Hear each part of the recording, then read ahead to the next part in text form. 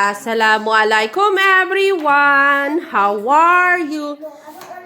Katatapos lang namin kumain. Kaya yung aking mga anak naman ang pinagpunas ko ng lamesa na si Shakil. At tapos, si Shamel ang nagwawalis. Oh, para matuto sila sa gawaing bahay.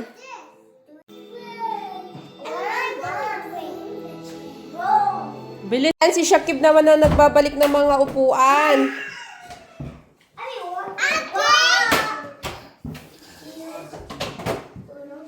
Yan. Balik madali. Okay. Dali. Bilis, push. O, tulak mo. Yan. Ayan, si Shamel naman na nagbabalik dun sa kabila. Para natututo ang mga bata. O, dalisan mo. Boy. Salamat. O, malinis na rin. Hanggang dito na lang ang video natin.